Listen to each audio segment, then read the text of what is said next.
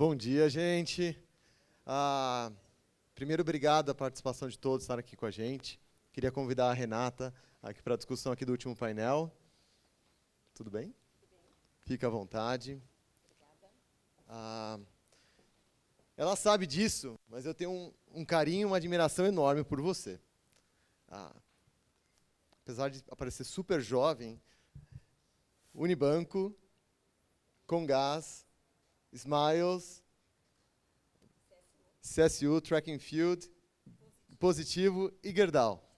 A primeira mulher presidente do Conselho do IBRE. Aproveitando, agradecer ao Valverde aqui por todo o apoio, toda a parceria aqui. Obrigado pela tua presença também conosco. Vamos lá. O que eu queria pedir sua conexão, achei super bacana todos os painéis, agradeço aos palestrantes, mas como que a gente, na tua opinião, como a gente conecta toda essa parte de indicadores com um programa de geração de valor de RI? O que você sente aqui do mercado, dos seus roadshows? Como você conecta a importância dos indicadores numa estratégia de RI aqui de geração de valor? Bom dia a todos. Obrigada pelo convite. Em nome do IBRE, queria agradecer MZ, PH, Cássio e demais aqui por nos receber.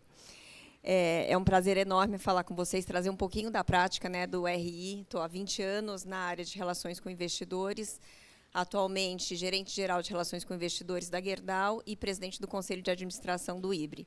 E aí, com o chapéu IBRE, a gente também consegue conversar com diversas empresas e fazer a conexão daquilo que a gente sente em termos de dificuldades, acertos, erros, oportunidades.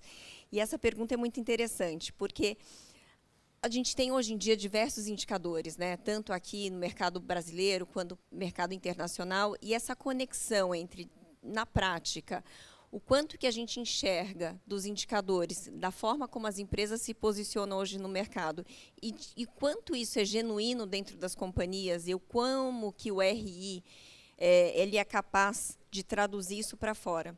Porque não adianta você ter um selo bonito, um indicador bonito, se na prática a própria cultura da empresa ela não tem elevado essa forma como a empresa realmente se coloca e se posiciona. Então, às vezes, a gente olha algumas empresas com certos selos e que você enxerga no lado, principalmente ambiental, né? A gente já teve muitos problemas lá atrás, em que uma empresa, por exemplo, um novo mercado, ela tem determinado selo e, na prática, os investidores acabam não enxergando isso de acordo com o seu posicionamento ou questões que realmente ocorrem. Então, o que eu falo é o seguinte, independente se a empresa ela é nível 1, nível 2, novo mercado, o importante é como ela se posiciona e como ela consegue transmitir isso para fora.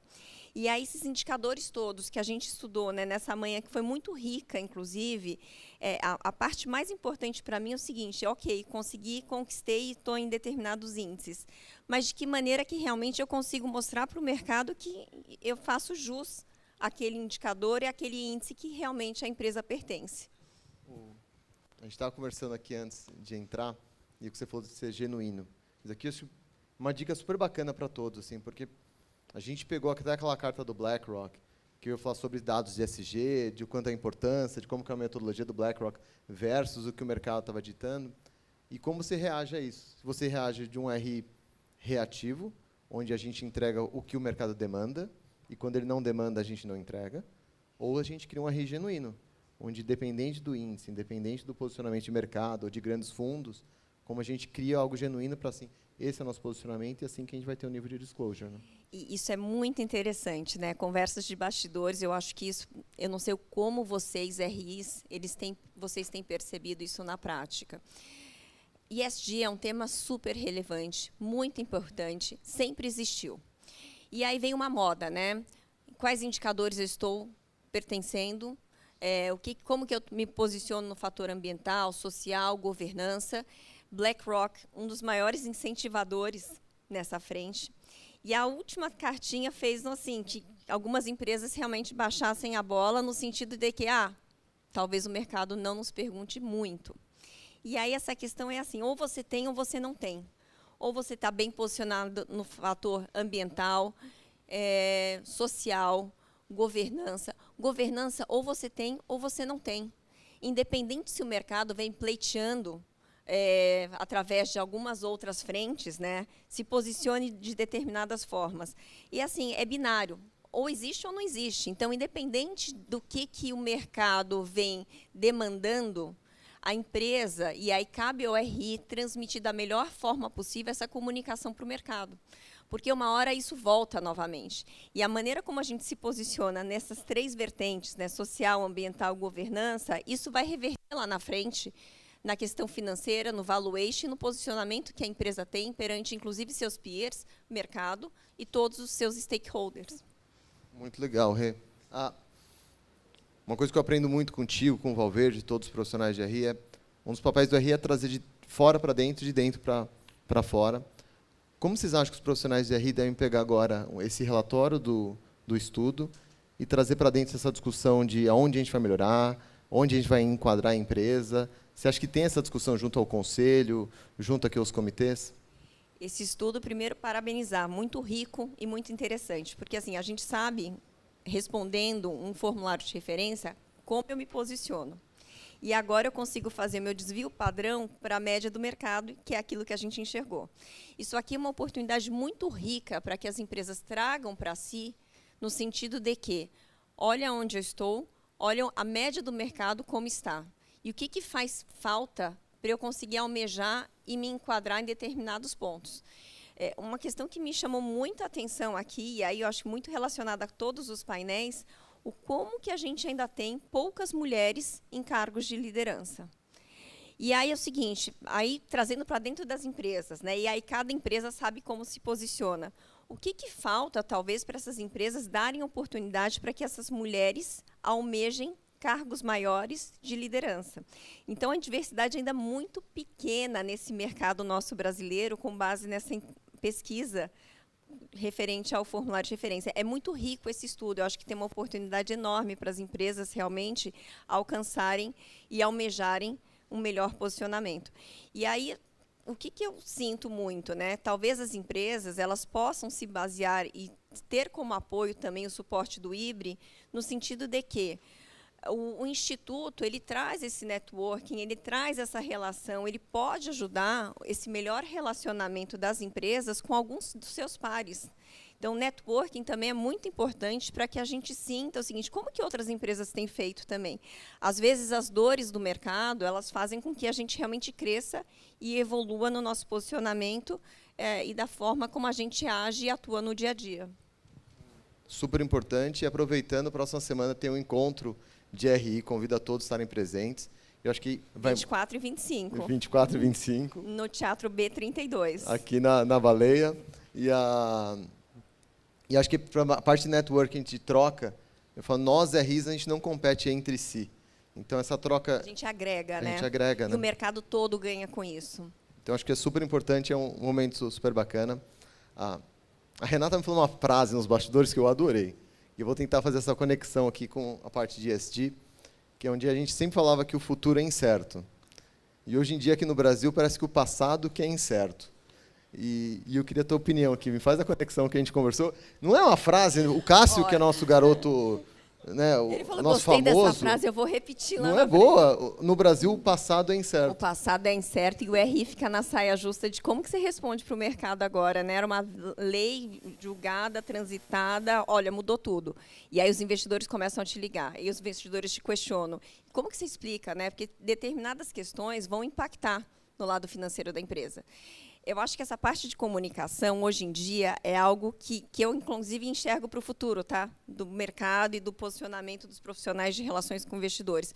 Como que você vai pegar tantas ferramentas e tantas mudanças que a gente tem tido hoje em dia no mercado brasileiro e de que maneira que você posiciona isso para fora, para que os investidores realmente sintam tranquilidade na abertura e transparência das empresas? Então, assim, o passado é incerto, a gente sabe.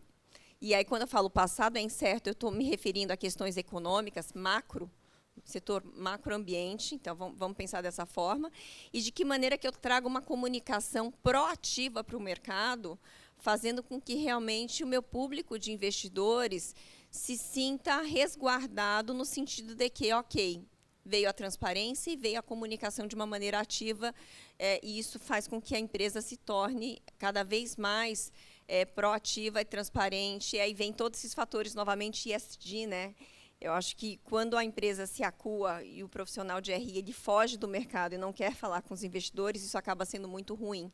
Então, por mais difícil que seja para você transmitir uma comunicação com base em decisões e fatores externos, é muito importante que o profissional de RI ele saiba se posicionar diante de determinados temas. Eu acho super importante essa questão de proatividade, de atividade. Ontem a gente estava num evento do BNY e o pessoal da Braskem disse que a semana passada os investidores ligando sobre o crédito PIS/COFINS, que poderia dar algum prejuízo de alguns bilhões, e ontem já mudou tudo de volta, falou, não vai ter isso, não se preocupa.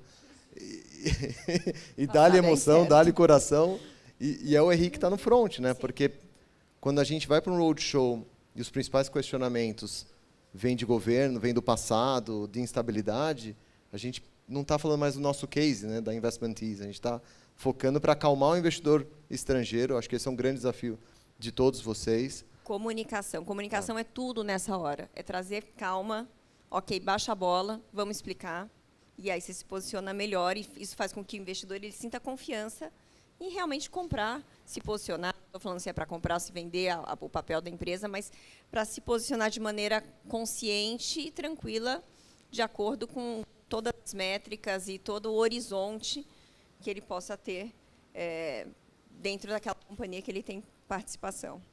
Quando eu falei que você ia estar aqui com a gente já tinha recebido umas 12 perguntas. Eu vou pegar algumas aqui para você responder para a gente. Uma delas é, nas companhias que você já passou, poderia compartilhar alguns exemplos de como a adoção de boas práticas de RI impactou positivamente o valor das empresas que você acompanhou. Vamos lá. Acho que cada empresa tem um posicionamento, cada empresa tem fatores que se distinguem muitos uns dos outros. Então, a gente tem que saber o seguinte, o que é material para uma empresa que realmente faça sentido. O fator de risco de uma empresa que eu trabalhei hoje em dia é diferente de um fator de risco de outra que eu peguei lá atrás. Então, indústrias são diferentes. Então, o principal ponto é mapear quais são esses fatores de riscos e mensurar. E de que maneira que eu trago isso para o mercado de uma maneira clara e transparente. Um ponto interessante é, quando eu falo aspectos ESG, cada um também tem uma forma de abordar. E de que maneira que eu trago isso através dos meus relatórios, através de um Investor Day, de que maneira que eu trago uma comunicação muito clara e transparente. O primeiro ponto é o que é material e de que forma que eu trago isso. E aí trabalhar realmente através de diversas frentes os melhores relatos em termos de participação. Um outro ponto, e aí independe, né? Você tem um fator material, mas como que o RI vai transitar também com as demais áreas dentro da companhia? E isso é um aspecto muito importante, porque dependendo da maneira ou a indústria que essa empresa esteja inserida, o RI ele vai ter que ser mais enfático em determinados temas. Então, circular entre áreas financeiras, de governança, social, ambiental, toda a parte de controladoria acaba sendo muito importante. Então, o RI ele tem que realmente ter a beleza de saber navegar, saber trazer para dentro de casa aquilo que faz sentido e transmitir de acordo com aquilo que realmente é material, dependendo de onde a indústria esteja inserida. A gente tem que tomar cuidado, porque é uma área demandadora de informações, e às vezes as empresas não gostam da gente, mas a gente precisa ter os dados para reportar, não tem jeito. É demandadora e replicadora das informações. Então, e aí um ponto interessante, né? Pegando até um gancho com essa pergunta, eu acho estudo de percepção fantástico, porque cada empresa ela tem suas dores. Agora, traga as dores do mercado, e mais uma vez eu volto nesse assunto, de que maneira que você consegue abordar isso para dentro da companhia, para que a empresa ela consiga olhar todos os aspectos que realmente têm feito com que o mercado se posicione de uma maneira talvez não tão positiva, e trabalhar isso, a parte de comunicação. A questão de como seus relatórios são feitos, ok, então vai na área de controladoria, trabalha melhor seus números e coloque o disclosure possível para o mercado. É o ambiental, ok, então a gente vai fazer o RI navega nessa área interna para trazer também para o mercado determinados aspectos. Então, depende muito da indústria e aquilo que realmente é mensurável ou não para cada uma dessas companhias. Perfeito. Mais umas perguntas aqui para você. Então, quais são as tendências atuais de RI que você acredita terão um impacto significativo na geração de valor das empresas nos próximos anos? Eu acho que comunicação.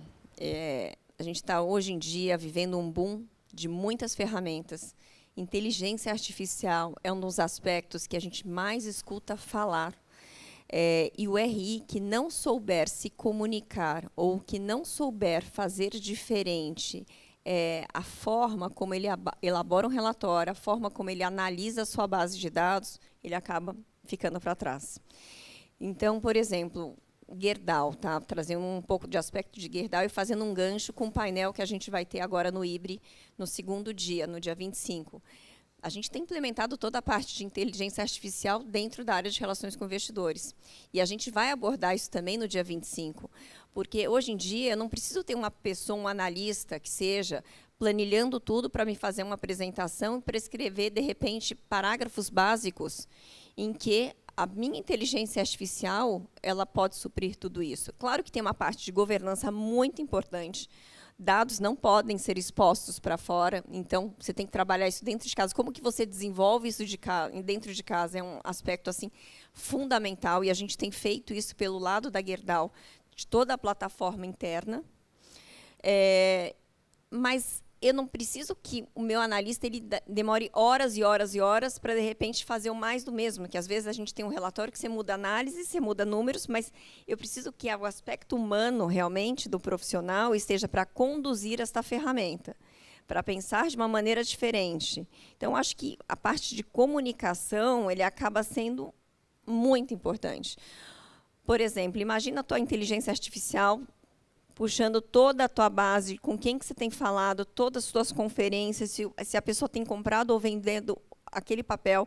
Fui para uma conferência, por exemplo, independente se é Brasil, Estados Unidos, e aí minha inteligência artificial me trazendo, comprou, vendeu, vem os insights ali, como que, de repente, determinadas perguntas que a gente vem recebendo muito, a gente consegue retornar para o mercado através de uma comunicação eficiente, proativa e muito assertiva, né, para abordar questões que, de repente, o mercado vem se sentindo inseguro, e aí cabe ao profissional, pessoa humana, não a inteligência artificial. A inteligência artificial é só para te resguardar, no sentido de que vai lá, acalma o mercado, fala de uma maneira diferente. Então, acho que essa questão é um fator primordial que talvez faça com que os profissionais de relações com investidores comecem a se distinguir uns dos outros. Um outro aspecto muito importante, e sempre foi, é a questão do quanto que o profissional de RI ele tem que estar antenado para mudanças regulatórias, porque a inteligência artificial também não vai fazer isso para você. Mas toda a empresa e todas as demais áreas que se correlacionam à área de relações com investidores, elas necessitam desse profissional de relações com investidores para justamente guiar aquilo que a gente está vendo em termos de mudanças na parte de regulamentação. Então, por exemplo, agora, a partir de 2026, né, a gente tem a mudança de FRS, S1, S2. O quanto que essas empresas elas estão preparadas? O quanto que o RI ele está trabalhando já dentro de casa com as áreas correlacionadas para estarem prontas para fazer a publicação do formulário de referência com as novas normas. Então, isso é um outro aspecto assim que é básico, tá, dentro de relações com investidores. Então, falei de comunicação, parte de regulamentação e a parte de networking. Eu acho que é um terceiro pilar ali que você consegue com empresas. Nós não somos concorrentes, né? Os profissionais de relações com investidores eles têm que pegar e ter essa oportunidade de conversar com seus pares ou com outras empresas, no sentido de saber como elas têm se posicionado, como elas têm trabalhado seus relatórios, como elas têm se comunicado, às vezes observar falhas de mercado para trazer isso para uma oportunidade, para uma atuação dentro da empresa que ela atua. Então, é muito importante essa questão de networking também. E, mais uma vez, aí eu trago o chapéu do IBRE aqui. O IBRE ele realmente ele continua promovendo muitos eventos, muitos cursos, muitas questões que fazem com que esses profissionais de RI eles realmente estejam conversando entre si, e essa troca de informações ela é muito valiosa. Eu que tenho acompanhado junto contigo, Valverde, um dos principais pilares hoje aqui do IBRE é a parte de educação. E acho que tem muita coisa de eventos, de curso, certificação vindo. Então, acho que tem muita coisa bacana, parabéns para as iniciativas. E Tem mais perguntas, eu vou encaminhar depois direto para a Renata, para quem enviou, principalmente o pessoal online. Mas, para finalizar, queria fazer uma pergunta para você, que é quais os conselhos você daria para os RIs que estão assistindo você hoje e querem maximizar o valor nas suas organizações? Então, muito fácil. Essa é fácil.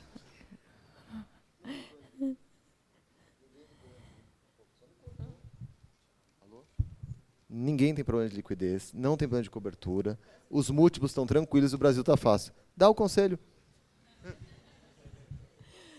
Essa foi pegadinha agora, né?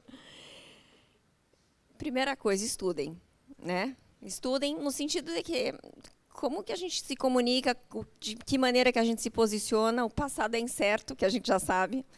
Então, assim, eu acho que um grande conselho é observem muito, leiam, assim, a questão de estudos, relatórios, releases da concorrência, regulamentação, o que CVM tem falado, o que B3 tem falado, como que o mercado lá fora tem se posicionado. Tragam para dentro das companhias realmente o que tem ocorrido em termos de mudança de mercado. Conversem com outros RIs. Isso acaba sendo muito importante. Eu acho que é uma dica principal, né? O RI, a construção de uma carreira de RI não é do dia para a noite. É o amadurecimento, é o relacionamento, é o posicionamento, é o quanto que esse profissional ele agrega dentro da companhia. Isso gera muito valor. E isso gera também oportunidades de crescimento deste profissional dentro das empresas que eles atuam.